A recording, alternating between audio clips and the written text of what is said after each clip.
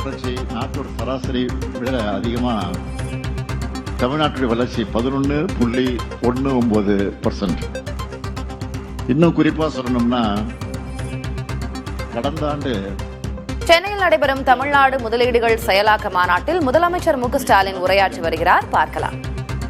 அதே சமயம் தமிழ்நாட்டுடைய வளர்ச்சி அதைவிட 3 மடங்கு அதிகமா 14.7% வளர்ச்சி அடைஞ்சிருக்கு. இந்தியாவோட எலக்ட்ரானிக்ஸ் ஏற்றுமதியில் தமிழ்நாட்டுடைய ஷேர் மட்டும் 41 விழுக்காடு.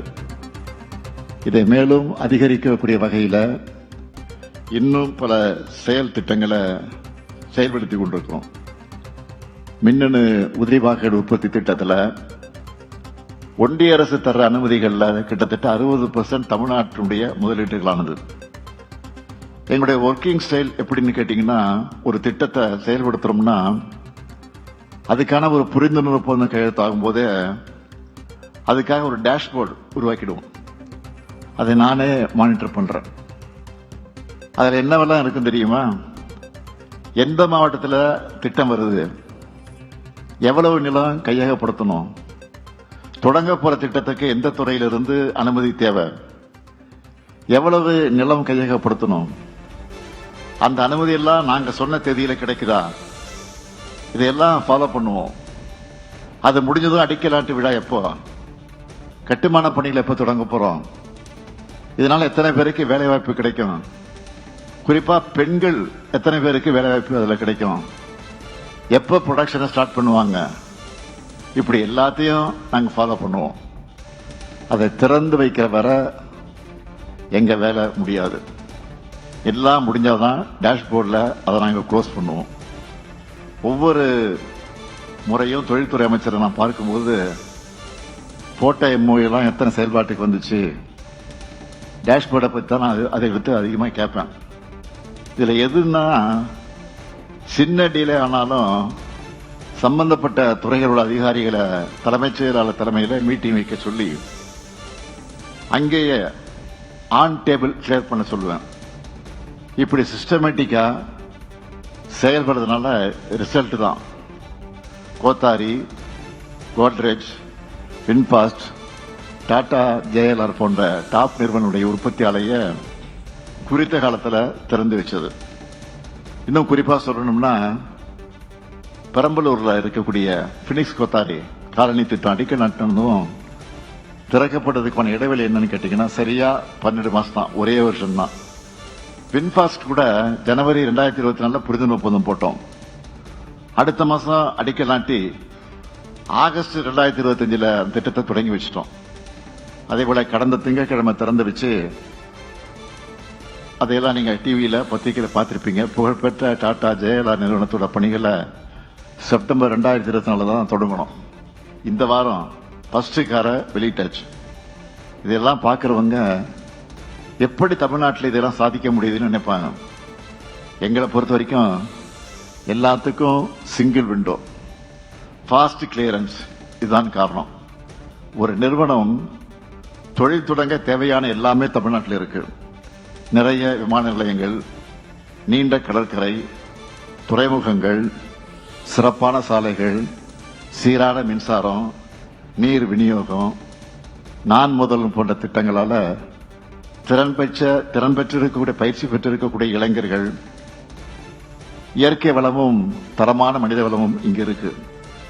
புதுப்பிக்கத்தக்க ஆற்றல்ல தமிழ்நாடு தான் இன்றைக்கு முன்னோடியாக இருக்கு. எல்லா மாவட்டங்களுக்கும் வளர்ச்சி போய் சேரணும் என்ற கடந்த 5 வருஷமா சிப்காட் நிறுவனம் மூலமா 55,278 ஏக்கர் நிலத்தை தெரிவு செஞ்சு தமிழ்நாட்டில் இருக்கிற 38 மாவட்டங்கள்ல 35 மாவட்டத்தில் தொழில் பூங்கா அமைக்க பணிகள் நடந்துகிட்டு இருக்கு. கன்னியாகுமரி, மயிலாடுதுறை, நீலகிரி ஆகிய 3 மாவட்டங்கள்ல சுற்றுலா முதலீட்டு பூங்காக்கள் அமைக்க நடவடிக்கை எடுத்துக்கிட்டு இருக்கிறோம். 2ஆம் நிலை மாநகரங்களுக்கு கூட மினி டைட்டில் பார்க் அமைச்சுக்கிட்டு வரோம். 2021 நாங்கள் ஆட்சிக்கு வந்தப்போ தமிழ்நாட்டில் 2 டைட்டில் பார்க் இருந்துச்சு. கடந்த 5 வருஷத்துல 7 டைடல் மற்றும் மினி டைடல் பூங்காக்கள் புதுசாக திறந்து வச்சிருக்கிறோம். மேலும் 14 டைடல் மற்றும் மினி டைடல் பூங்காக்கள் அமைக்கப்பட்டு அதற்கான நடவடிக்கை எடுக்கப்பட்டுக் கொண்டிருக்கிறது. திராவிட மாடல் ஆட்சியினுடைய மற்றொரு சிறப்பம்சம் என்பது காழ்ப்புணர்ச்சி அரசியல் பண்ணாம மாநில நலனை முன்னிறுத்தி அரசியல் பண்றது. தொழில்துறைன்னு மட்டும் இல்லாம எல்லா துறைகளிலையும் கடந்த ஆட்சியில் போடப்பட்ட ஒப்பந்தங்களாக இருந்தாலும் மாநில வளர்ச்சிக்கான திட்டங்களை கிடப்பில போடாம எந்த பாகுபாடு பார்க்காம ஒத்துழைப்பு கொடுத்து நிறைவேற்றிக் கொண்டிருக்கிறோம். இப்ப வளர்ந்து வர புதிய துறைகளான செமிகண்டக்டர், ஏஐ, டீப் டெக் போன்றவற்றிலும் தமிழ்நாடு தன்னுடைய தடத்தை வலிமையா பதிச்சிட்டு வருது. முக்கியமா முன்னணி நிறுவனங்களில் ஒன்றாக இருக்கக்கூடிய R&D மையங்கள் அமைப்பது, சிப் வடிவமைப்பு, செமிகண்டக்டர் இயந்திர உற்பத்தியை மேம்படுத்துவது, இது போன்ற முயற்சிகளை எல்லாம் வெற்றிகரமாக முன்னெடுத்துக்கிட்டு வரோம். சூலூர் மற்றும் பல்லடம் பகுதிகளில் செமிகண்டக்டர் இயந்திர உற்பத்தி பூங்காக்களை உருவாக்கி இருக்கிறோம். இது மூலமா தமிழ்நாடு உலகளாவிய செமிகண்டக்டர் உற்பத்தி மையமா உயரக்கூடும். எந்த செக்டர் எடுத்தாலும் தமிழ்நாடு தான் முன்னணி மாநிலம். இங்க இருக்கக்கூடிய பல முதலீட்டாளர்களும் தமிழ்நாட்டில் தாங்கள் பெற்ற பாசிட்டிவ் அனுபவங்களை மற்ற முதலீட்டாளர்கள் கூட நீங்க ஷேர் பண்ணான்னு தான் எங்களுடைய வெற்றி இன்றைக்கு சாத்தியமாயிருக்கு. அதுக்காக இந்த நேரத்தில் அவங்களுக்கெல்லாம் என்னுடைய நன்றியை நான் தெரிவிச்சுக்க விரும்புகிறேன். மொத்தத்தில் உங்களுடைய வளர்ச்சி தான் எங்களுடைய மகிழ்ச்சி. குறிப்பா இன்றைய மாநாட்டில் தூத்துக்குடி முதலீட்டாளர் மாநாட்டில் ஒப்பந்தம் போட்ட கேனஸ் டெக்னாலஜிஸ் நிறுவனத்தோட திட்டத்துக்கு அடிக்கல் நாட்டியிருக்கிறோம். இங்கிலாந்து பயணத்தில் அஸ்ட்ராசெனகா நிறுவனத்தோட உலகளாவிய திறன் மைய விரிவாக்கத்துக்காக ஒப்பந்தம் போட்டோம். அது துவக்கி வைக்கப்பட்டிருக்கு. ஜெர்மனி நாட்டு பயணத்தில் நார் பிரேம்சே நிறுவனத்தோட போட்ட ஒப்பந்தத்துக்கான உற்பத்தி ஆலைக்கு சிப்காட் மாம்பாக்கத்தில் அடிக்கல் நாட்டி இருக்கிறோம். டாபர் நிறுவனத்தோட முதல் தென்னிந்திய ஆலைக்கு திண்டிவனத்தில் அடிக்கல் நாட்டி இருக்கிறோம். 2024 உலக முதலீட்டாளர் மாநாட்டில் போட்ட ஒப்பந்தத்தின்படி ராமநாதபுரம் மாவட்டம் வாலி நோக்கத்தில் டாடா சால்ட் நிறுவனத்துக்கு அடிக்கல் நாட்டி இருக்கிறோம். கோவை முதலீட்டாளர் மாநாட்டில் ஜான்சன் எலக்ட்ரிக் நிறுவனத்தோட போட்ட ஒப்பந்தத்துக்கு ராணிப்பேட்டை மாவட்டம் சிப்காட் பணப்பாக்கத்தில் அடிக்கல் நாட்டி இருக்கிறேன்.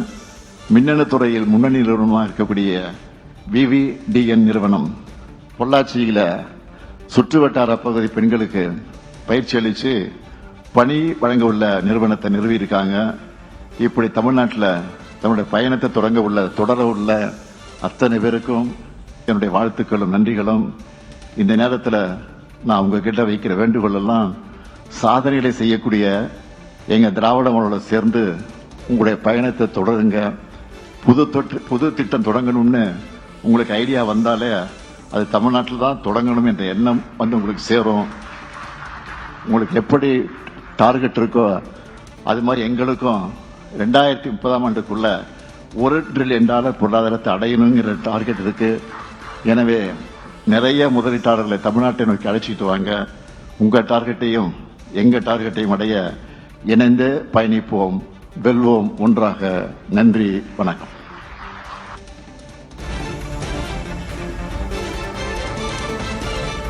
தமிழ்நாடு முதலீடுகள் செயலாக்க மாநாட்டில் உரையாற்றியிருக்கிறார் முதலமைச்சர் ஸ்டாலின்.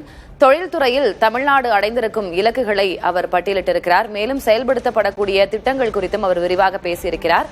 திராவிட மாடல் ஆட்சி வளர்ச்சிக்கான மாடலாக இருக்கிறது என்று பேசியிருக்கிறார் முதலமைச்சர்.